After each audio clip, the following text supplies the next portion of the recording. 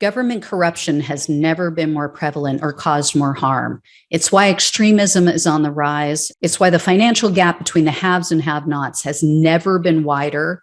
And it's why our planet is at risk of an extinction level tragedy. That's why I need your help to keep exposing the truth about the rot on both sides of the aisle. Become a supporter or a friend of the show today by clicking on the coffee link in the description box below. Friends of the show join me on a Zoom hangout once a month, and you guys can ask me any questions you want, and I can get to know you better.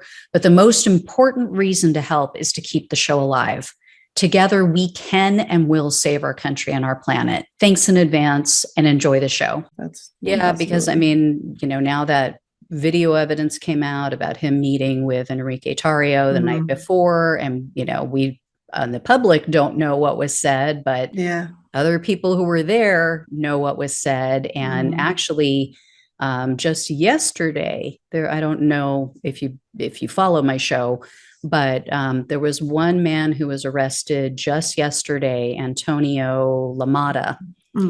He and what is his first name? Somebody named Macias. They were the two men who went to the, I think it was in Pennsylvania, auditorium where they were counting the votes, and they had weapons with them. They found them with a lock picking device and ammo. So they had been arrested back then. This was in November 2020. They were arrested for that. Lamada was actually seen on video inside the Capitol. And everybody kept saying, why hasn't he been arrested? I mean, we know he was there, but they still haven't nabbed him for that. Well, they finally just arrested him yesterday for that. So what I'm thinking, Macias was actually with Stewart and Enrique in that parking garage. That's who that, oh, okay. Yeah, so he was also on video in the parking garage on January 5th. So what I'm wondering is, they haven't arrested Macias for January 6th. I don't know for sure if he was at the Capitol or in the Capitol, but I would pretty much bet he was, since his friend Lamada was there.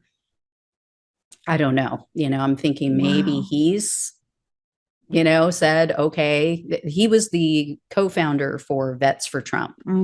Okay. So I'm wondering, maybe he's now giving up the goods. Maybe he's interesting. That could be related to some of these documents. Wow. Oh, that's really fascinating. He's finally spilling the beans to get himself off, what was said in that parking garage meeting, because, they didn't allow audio. You don't tell the documentarian, oh no, you can't film this when there's nothing going down. They're letting him film everything else, but for some reason, that one meeting, they wouldn't allow any audio. That's like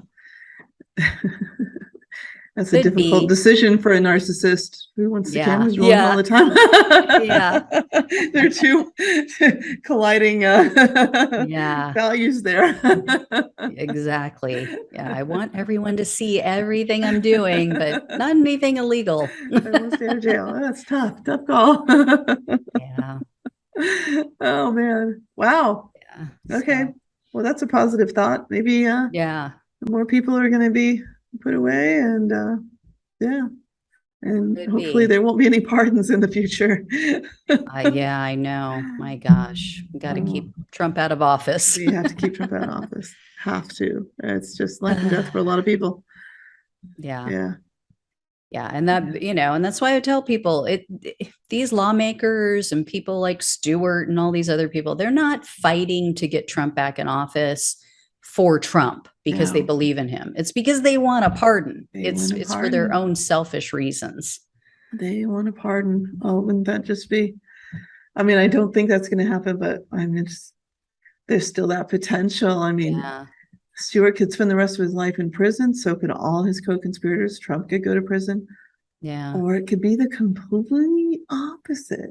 Trump could potentially be elected. He could bring Stewart and Oath Keepers into his, personal,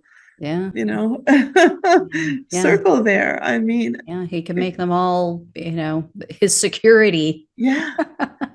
It's just completely up in the air. It's insane to even think that, but that's where we are as a nation. Anything could happen. Yeah. I mean, I don't think that's the way it's going to go. Yeah. I'm not super confident Trump would get arrested, but maybe he'll be tainted enough that he won't get elected. Yeah. Stewart will most likely at least be found guilty on destruction of evidence. So I think that I feel pretty comfortable that things are going to go that direction at least. But yeah, chickens fighting. That's it. Yeah. But yeah, I go. It's mentally exhausting to go back and forth on all the possibilities of what could happen or might happen, or yeah. Yeah. Wow. So I know I've kept you over the amount of time that you said you could go to. So I appreciate it. But I don't want to hold you up anymore. But I want to tell people, where can they go to help you? Because you still are, as we've said, trying to divorce this maniac. I am. You don't have the financial means to do it on your own. So I wanted my audience to be able to help out, and whatever, even if it's just a couple of bucks each, it all adds up. Where can they go? I have a GoFundMe up. It's titled, I'm not sure what the web address is, but it's titled Help Me Divorce Oathkeeper Leader Stewart Rhodes. Okay. It's on GoFundMe. It's also, the link is up on my blog, which is just thatgirltasha.com. Thatgirltasha.com. And I will leave the links for all of that in the description box below, so people can grab that. And I have some Oathkeeper thoughts over. I don't have a Patreon because I'm just too inconsistent. But I do have some writings up on my blog, and I just think that would be too much pressure to try to keep up with that kind of writing. But you've got enough on your plate. Yeah, I have a free prologue chapter to my book up, and I try to put some thoughts up on there, and some analysis of what I thought was going on with Stewart, especially back in this last year, is up on there too. So up there. So some little things here and there. Very cool. Yeah. Well, thank you so much for having me. It was absolutely really enjoyable speaking with you. I really appreciate connecting with you. Of course. I'm so glad to meet you. Again, so sorry for what all you've been through, but I'm so glad you're all coming through it, and sound like you're doing well. And I just really wanted to meet you in person, or digitally, online. So everybody, go to the description box below. If you don't know how to get to the description box below, go to thatgirltasha.com and you'll find the links on her site. But thanks everybody for watching and listening. Take care, and I'll talk with you soon.